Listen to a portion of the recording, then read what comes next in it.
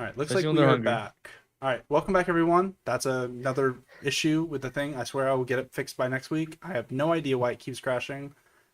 We've had like a bunch of different issues. Anyways, jumping back into it, Nizzy was talking about how he completely one-shotted the cal.com company code base with Cursor using just V0 and Grok 18 plus mode.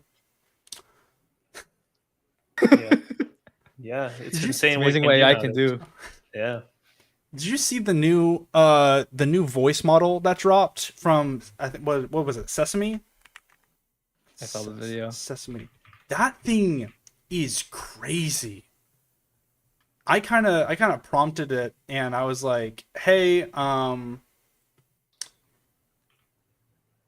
hey, can we like be my customer support agent for Mandarin 3D, my 3D printing company?"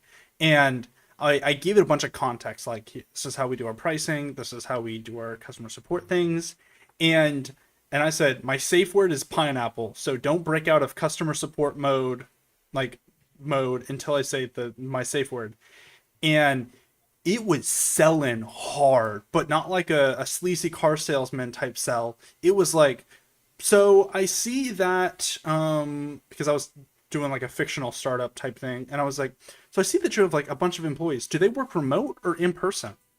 And I was like, they work in person. And they're like, have you ever thought about having some like customized nameplates, which is a product that we sell, but I didn't prompt the AI with it, and it like sold me on my own product. I'm like, holy cow, dude! And the biggest thing is that they're gonna make it open source, if I read that correctly. And it's like I'm definitely gonna self-host that. I'm gonna set up a whole little infra on like a little customer support agent because it's like, wow, that's so cool. But My yeah, Truly bank, amazing time to be alive. my bank's been using that. They sold me on something. I kid you not. I thought it was a human being until it called me again a week after. I caught on a week really, after. Yes, but initially it was doing everything you told me, but I didn't know. It was like I was just answering like random answers, and then by the end of it, I like upgraded my credit card to some random thing, and then a week later they called me, and then it was about the same thing, and they asked me the same thing. Like, you guys called me last time, and it bugged out. So I'm like, oh my god, this was an AI this whole time.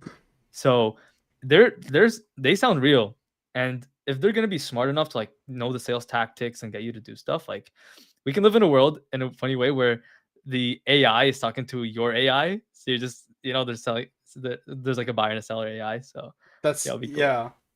You what were you saying, Goose? No, nothing. Just remembered something. I think there was a project built for 11 Labs hackathon called Gibberlink. Have you seen that? Where two AIs could switch to a different communication mode and just do weird noises. I think that Yes. wasn't that faked. I'm not sure. I think it's real. I might be wrong. I thought I saw a Twitter community note that said it was fake. Oh, it is fake. I don't know. I don't know. I saw a GitHub repo, so Oh I well, assume. then it probably is. But no, yeah, that's like it's like the same thing. It's like where it's just they're talking to each other. But and I was thinking about this, and I hope nobody steals my idea. Maybe I shouldn't say it, but there should be a for the onboarding for these things. Like 11 Labs has like conversational AI, and you have to provide all the context and stuff like that. But I think that the best way to sort of have that um, information be provided to the AI is it like quizzing you on what you know about your company, so it can build like a profile on you, and then from that it can use that profile to determine how it acts as the company head. And that's what I'm definitely gonna you'll probably see some open source work for me pushing out once Sesame fully drops, because I want to make something like that where anyone can kind of just talk to a like an intermediary onboarding agent that kind of feels out your preferences and stuff, and then that agent that's the call service agent knows everything already because it gets it from the onboarding agent, and you don't have to type like 1,000 things, because I hate with all these AI agents, you've got to type like a paragraph or like 5 paragraphs to just give it the context to do anything. It's horrible. I hate that. So I think that'd be a really cool way to do it. Man, you basically explained one of the projects I'm working at Cal. It's not a voice thing; it's more of a chat bot. But what we were thinking about doing is our sales guys and founders hop on so many meaningless calls that are like for random free users, which is fine. But like, we want the founders to be on like deals, right? Like where you're talking like $1 million people that want to like use our product and have like 20 people that want to onboard. But one thing we've been doing is so we have like a routing form where the user like fills out why they want to talk to us and why they want to like talk to the sales person. And if they don't meet the criteria, we route them to a Cal chatbot that has a full context on our product, but also the context of the routing form. So what you answered is like about your company, the number of employees you have, why you want to use Cal, so that when you start talking to it, it instantly knows about your use case and can sell you on the specific plan that you want. Wow. Yeah, I think there's definitely a market to fill in Big terms time. of leveraging conversational uh, breakthroughs for simplifying onboarding processes. Companies will pay a lot of money for that, by the way, because they waste so much time and money on meaningless sales calls. And if they could even reduce that by like 10%, it'll make a big impact. Yeah, I get that 100% because doing IT development and stuff like that, a lot of the infrastructure calls that I do where we're meeting with sales companies or like intermediaries like CDW about like the new infrastructure that we want to buy or a new server we want to buy, a lot of those introductory calls, we accomplish nothing.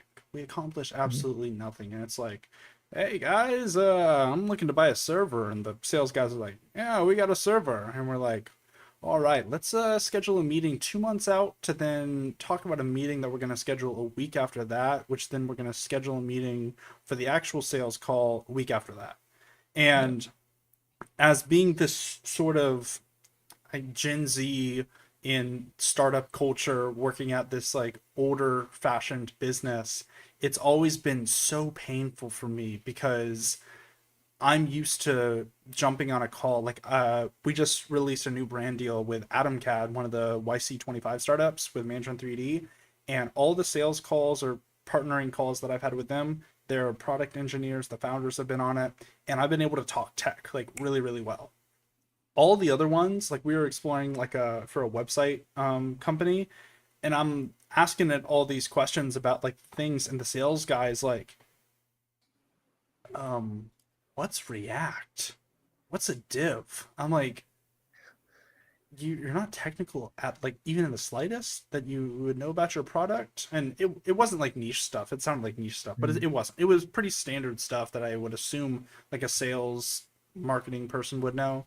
But I think that AI agent with essentially unlimited context and the ability to grab more context if it doesn't have enough context is going to be super helpful for those type of things. And then even expanding on that, the what if you're on a sales call with one of those AI agents, it doesn't know, but it had access to be able to like DM somebody in Slack to say, hey, what a customer's asking about this, and it could like tell the person on the phone, be like, hey, let me ask my boss really quick.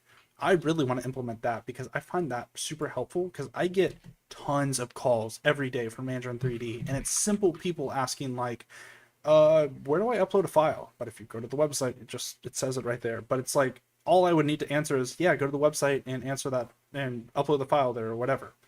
And if an AI agent could automate 90% of those, and then if I really needed to take a call, it could transfer it to me, I think that would be absolutely insane.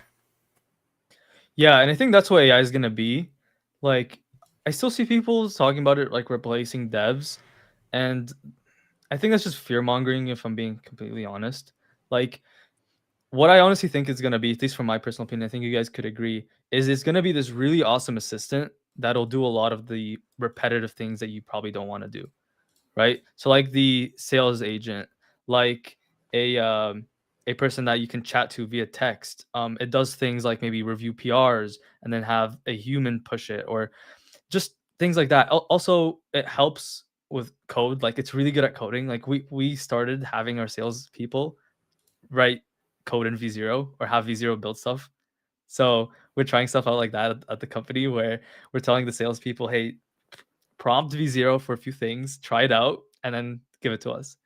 And so you're just seeing a whole bunch of people dabble in different areas because of AI being this like really awesome assistant. So you have like non-technicals being able to write some level of code, and you have non-salespeople having, the ability to like maybe not close deals, but these like, have the AI sales do the closing for them. Yeah, I actually have personal experience of uh, sharing tools such as V0 with non-technical folk at my company, and then having them, building out a layout or UI for whatever idea they have in mind, so that I can have an easier time building it in the future. Yeah, It's great. it helps a lot, and it's cool for them too because they're probably not familiar with the technology, so it's probably really cool for them to like build something. Yeah, for sure. Yeah, that's I think one of the biggest things is if anyone has, this is just me being oblivious here. Do you have what for like your cell phone providers when you call them because you're based in Canada, right? Mhm. When you call them to like do some updating and service on your phone or whatever, does it like give you like the automated AI or the automated not AI but like robot agent? Robot. Yeah. I hate that, bro.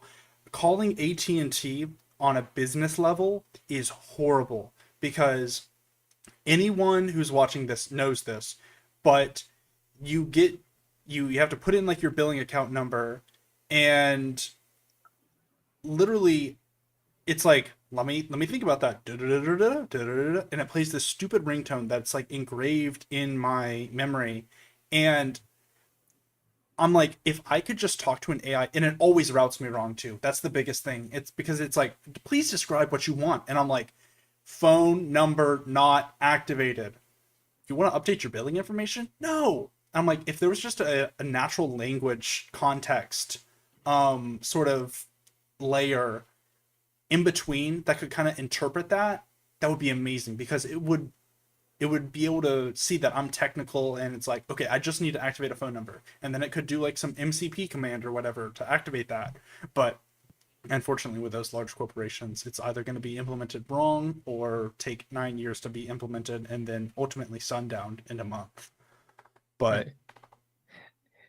yeah. Even like what are they, like airplane companies, not airplane companies, whatever they are, like Air Canada. What do you guys have in America? American Airlines, Yeah, American airline companies. Airlines. Those are the worst when you're like canceling or have to reschedule Oh, something. It's like right. they get the same thing with the robots. And you're like, agent, I need the agent. I don't care about this robot. Yeah. It's gotten so bad that I'm not gonna I'm gatekeeping this because if I share it, they will patch it.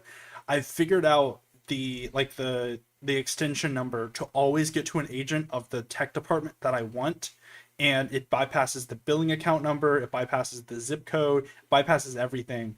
And that was because I was so frustrated one day, just like messing with stuff, and it worked. And I was like, no way, I just cracked the system. So hopefully, You having that many issues with them? well, it's not that it's like issues. It's um from what I can share, it's like we get a new account or something like that, and then it's a lot of eSIM stuff where eSIMs need to be swapped between phones for people that are going on leave or not on leave or upgrading a device type stuff. So it's a lot of maintenance rather than issues.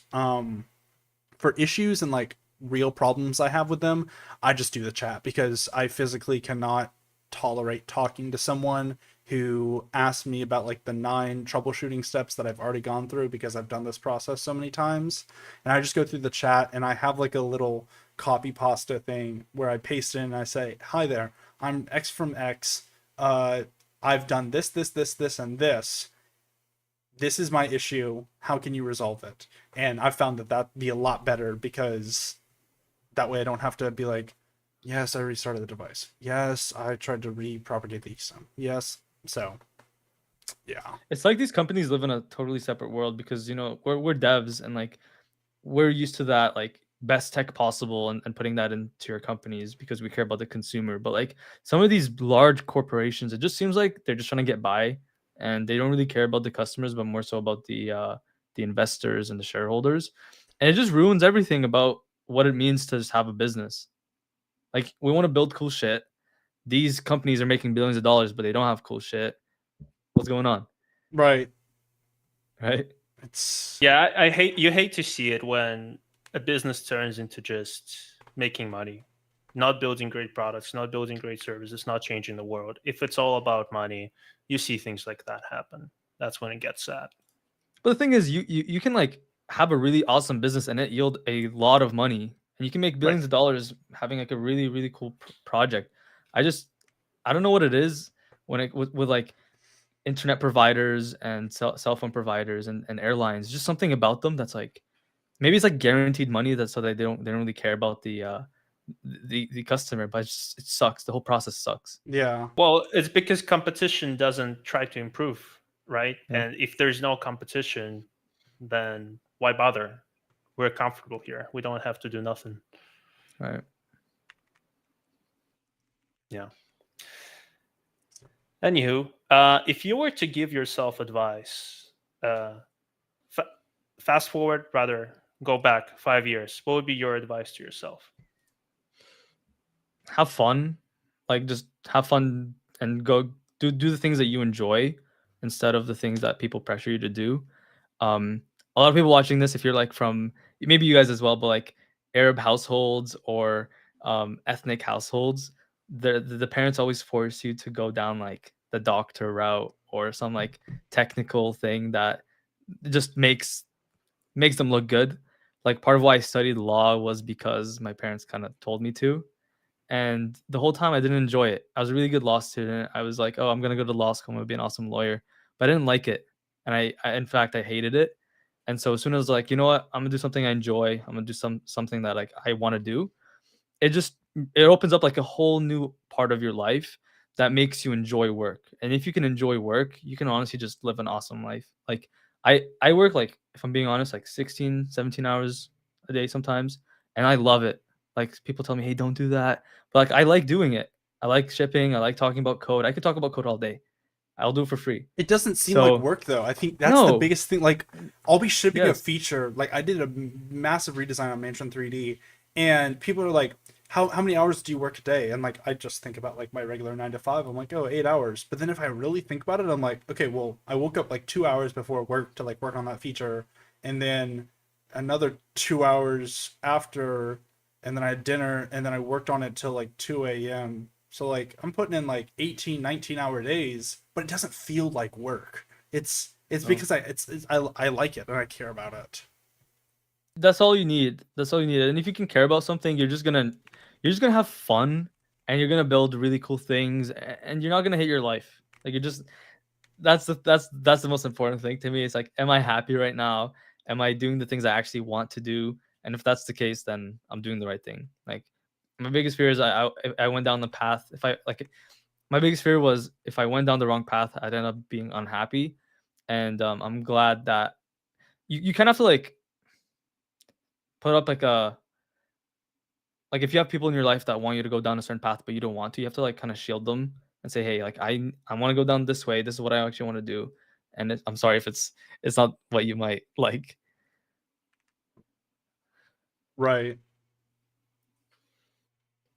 Yeah, this reminds me of a piece I saw by Steve Jobs. I don't know if he wrote that or said that. Anyway, the quote is, "Don't be your career."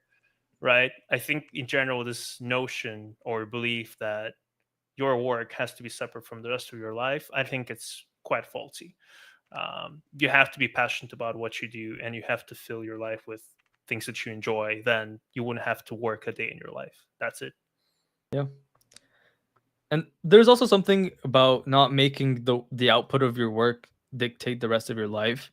Like there's a lot of days where maybe the code is bad, or I go through a day where like my PRs are just not going through because there's an issue and I have to keep going back to it and fixing it.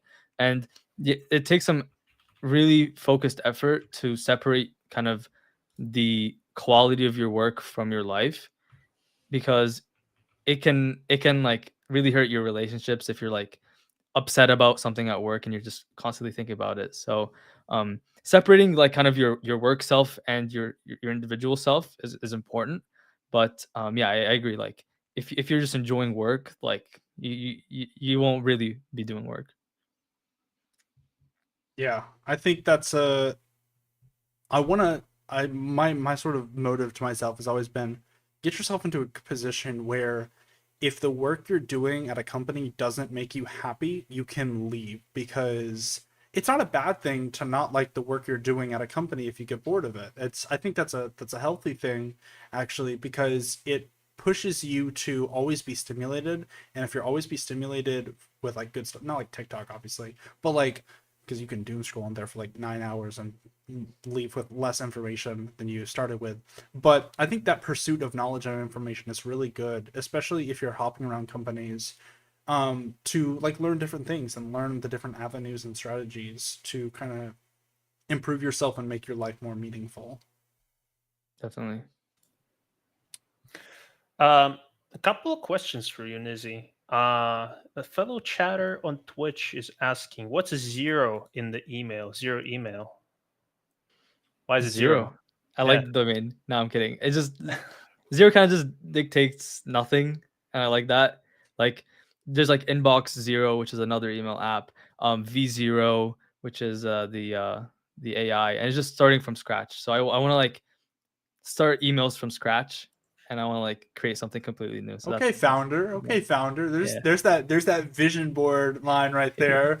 That's what you got to say on that Yeah. YC application. I Yeah. thought emails were too complex, so I decided to start over. Introducing Mailo. That's pretty good right there. That's pretty good. Yeah. Hire me if you want. Sure, bro. So, You're on board. yeah. Can I request to be number 17 for the workforce? We already have that. I applied for that on my own company, and I got the job as worker 17. Hey, I'll be honest, okay? I don't think that entire business is bad. I don't know why the way they marketed that entire thing was horrible, but the actual business isn't bad. I know it was all, and I made a really funny tweet about it where it was a picture of like child labor, and it kind of like put like the things over it where it was like the worker 17 underperforming, because that's the vibe that it gave off. And Yeah. obviously every Yeah. workshop company and stuff like that has like performance metrics. Yeah. But their presentation, I'm like, I feel like it could have been done so much better and so much more in a way where it's like it just, the execution wasn't there. The product Yes. is, but the execution is just, it's not it.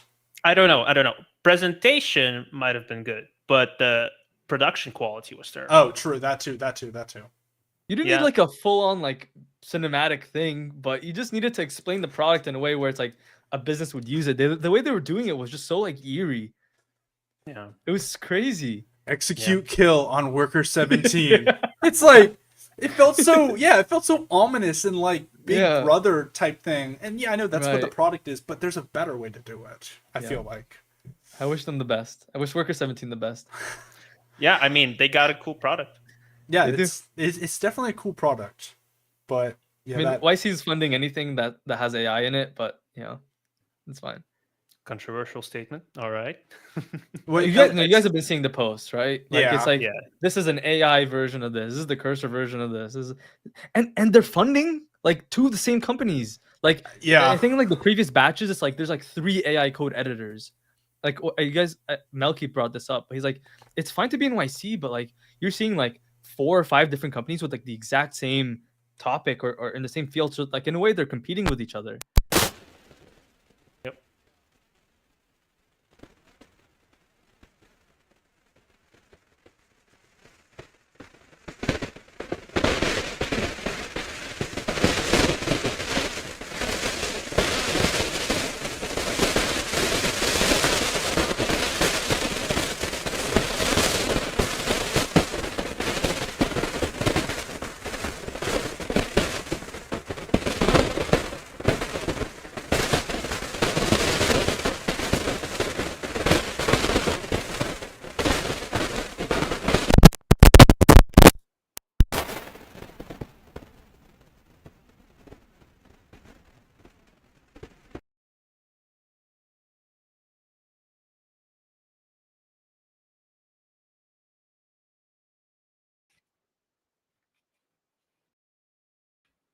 I don't want to ruin my chances down the line, so I don't want to say anything else. But YC, if you're listening, don't take it personally. No, no, no, no.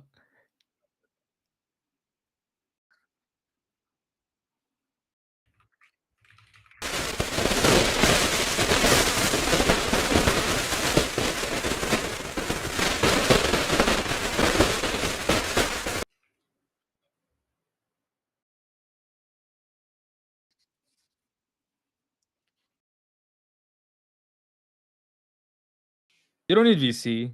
You don't need VC.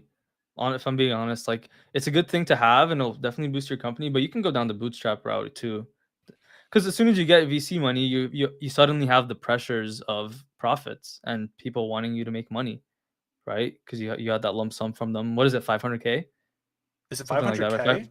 500K? 500K for like 7 or 5%. I forget the numbers, but it's a decent amount. I didn't know it was that much. I thought it was Yeah. 50K. No, it's a lot more. Really? Hold on, let me look up that. Yeah. I see funding.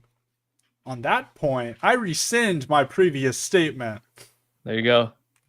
Let me look this up. Oh wow, it's 500K. Mhm. Wow, I did not know that. Interesting. That's cool.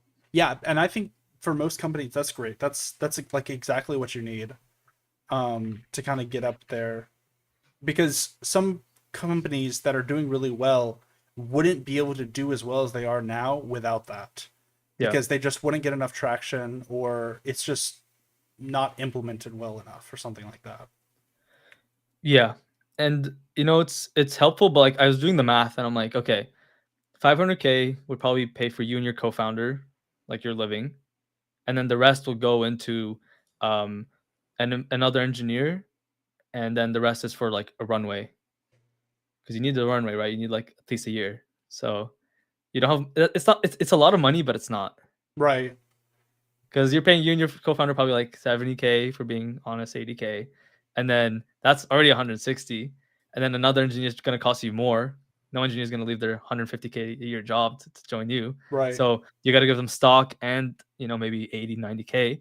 So there's like what, 250K almost gone from your that amount for the year, and then you need that runway for the next year. So right away you're like, I need to get profitable. Or, Yeah. I agree with that. yeah, yeah. Makes sense. Speaking of bootstrapping, right? That was mentioned early in the conversation. You guys know Peter Levels? Of course. Yeah, Oh yeah, Levels yeah, yeah, IO. yeah. The king of vibe engineering, For That's real. right. in a That's good right. way. I really he's awesome. I have to say, he has a lot of my respect for his ability to execute and just get things going, figure things out. He has good business sense on just spinning up an idea into a profit. Yeah. Yeah. And I think Uh, I can understand why engineers might have a problem with that, because some of his he takes such a laxed view on the engineering side that some people might take offense to it. But I don't see a problem if he's building something that people use. Like, why does it matter? right. Why does it matter if it's like not an I saw people getting mad that he was pushing the prod on his own products. I'm like, it's his product. Right. Why does it matter? He's generating hundreds of thousands of users per month. It works, okay? It works. So it might not be to your standard, but it's something that he's comfortable with. If it's something he's comfortable with and it works for him, then why care? Right. It's not your product. And Absolutely. another thing with him was his new Fly project. He added a, not a paywall, but he added like a in-game purchase of like a F-16 type thing. Yeah. And people were getting pressed about that. And I was like, you don't have to buy it.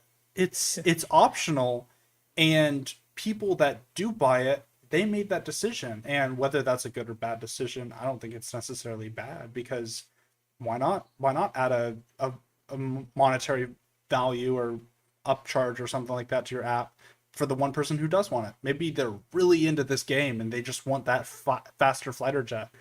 I think that's great. That's cool. And yeah, I think people like getting pressed about that. It's like, it's, you don't have to buy it, man. Yeah, no need. You don't. It's a choice. Even if there's a complete paywall on the app or on the game, so what?